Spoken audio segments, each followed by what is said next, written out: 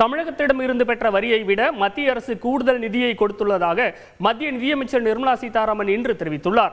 இதனிடையே கொடநாடு வழக்கில் அதிமுக பொதுச் செயலாளர் எடப்பாடி பழனிசாமியிடம் இன்று சாட்சியம் பதிவு செய்யப்பட்டது. இன்றைய முக்கிய அரசியல் நிகழ்வுகள் குறித்து விவரிக்கிறது பின்வரும் தொகுப்பு. சென்னை கிண்டியில் வரும் 6ஆம் தேதி நடைபெறவுள்ள கலைஞர் 100 விழாவிற்கு முதலமைச்சர் ஸ்டாலினை திரைப்பட தயாரிப்பாளர் சங்கத்தினர் இன்று நேரில் சந்தித்து அழைப்பு விடுத்தனர். இதனிடையே தேமுதிக தலைவர் விஜயகாந்த் நினைவிடத்தில் நடிகர்கள் சிவக்குமார், கார்த்தி ஆகியோர் அஞ்சலி செலுத்தினர்.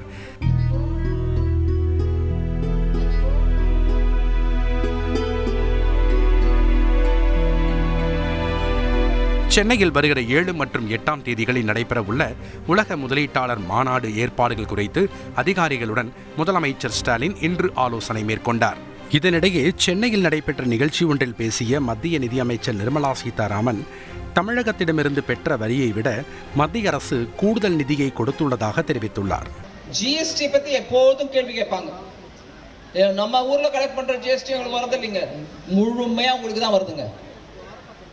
ஸ்டேட் எஸ்ஜிஎஸ்டி அப்படிங்கிறோம், எஸ்ஜிஎஸ்டி அது 100க்கு 100 உங்க கைக்கு தான் போகுது.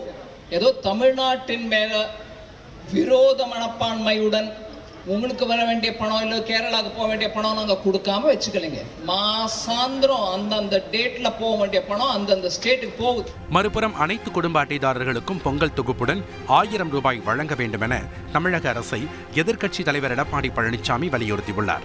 இந்நிலையில் 4 ஆண்டுகள் அதிமுக அரசை காப்பாற்றி கொடுத்தோம் என நன்றி இல்லாதவர் இபிஎஸ் என முன்னாள் முதலமைச்சர் ஓ பன்னீர்செல்வம் விமர்சித்துள்ளார்.